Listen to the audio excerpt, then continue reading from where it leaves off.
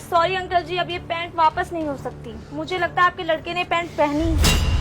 अरे मैडम 60 लाख का चेक, वो भी कैश में। देखिए मैडम, हम पिछले 10 मिनट से आपसे रिक्वेस्ट कर रहे हैं कि इसको वापस कर लीजिए। वो क्या है कि मेरे बेटे को ये पैंट पसंद ही नहीं आई और वो जिद कर रहा है कि वो किसी भी हाल में इस पैंट को नहीं पहनेगा। इसलिए मैडम वापस कर लेते तो मेरा 1500 रुपया बच जाता। अरे अंकल जी, आप बड़े बुजुर्ग हैं, 10 मिनट से मुझसे रिक्वेस्ट कर रहे हैं, इसीलिए पैंट मैं वापस कर लेती हूँ। कोई बात नहीं, मैं आपको पैसे देती हूँ। अच्छा मैडम, 1 मिनट रुकिए जरा। इसको वापस करने से पहले एक बार मैं फिर अपने बच्चे से कंफर्म कर लेता हूँ कि वो इसे लेगा या वापस ही करना है। हाँ, अरे मंगरू। हाँ पापा। अरे तेरा जींस पैंट वापस करने के लिए आया हूँ दुकान पे, तो सचमुच वापस कर दूं ना, रिटर्न कर दूं दुकानदार को? पापा पहले तो मैं सोच रहा था कि वापस कर दूं, लेकिन अब बताऊं, मेरी गर्लफ्रेंड कह रही है कि उसको वही कलर पसंद है, तो आप एक काम करो, उसे ले आओ। अब तुझे फिर से चाहिए यही पैंट? तू परेशान करके रखा है। अच्छा ठीक है, फोन रख, मैं बाद में बात करता हूँ। देखिए मैडम, हम क्षमा चाहते हैं। हम इतना देर से आपसे जिद कर रहे थे, लेकिन मेरा बेटा अब जिद पे अड़ा हुआ है कि उसको यही पैंट चाहिए। उसकी गर्लफ्रेंड ने कहा है कि ये जींस पैंट उस पर बहुत सूट करेगा, इसलिए बोला कि वापस लेते आने के लिए। अंकल जी, अब मुझे लगता है आप और आपका बेटा दोनों मुझसे नाराज हो गए हैं, इसीलिए तो पैंट वापस नहीं कर रहे हैं। अब 10 मिनट से रिक्वेस्ट करवाया ना मैंने आपसे, चलो उसके लिए मैं माफी मांगती हूँ आपसे। मैं नहीं चाहती कि मेरी दुकान की बुराई हो। देखो अंकल, मैं अगर ये वापस नहीं लेती हूँ तो जबरदस्ती आपका बेटा ये पैंट पहनेगा, फिर दुखी मन से 4 लोगों से बोलेगा और वही 4 लोग 500 लोगों से बोलेंगे, तो ऐसे मेरी दुकानदारी खराब होगी ना।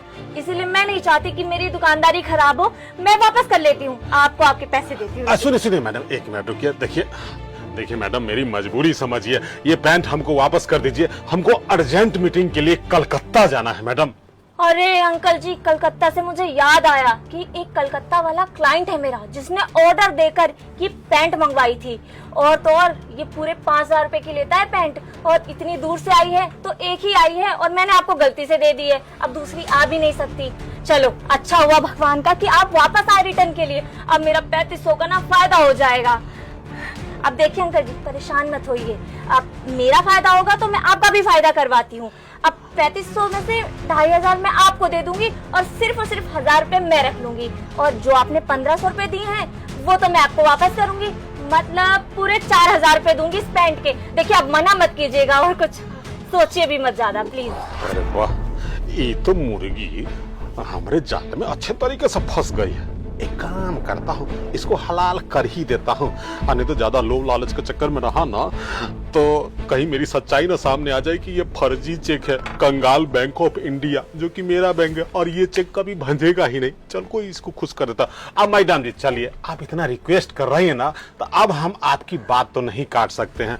चलिए पैंट रख लीजिए, हमको 4000 रुपया दे दीजिए, जल्दी से फ्लाइट का समय हो रहा है, कलकत्ता भी जाना है। क्या बात है अंकल जी, चलो आपका बहुत बहुत शुक्रिया, मैं आपको अभी देती हूँ पैसे। हाँ, लाइन हम काउंट कर लेंगे।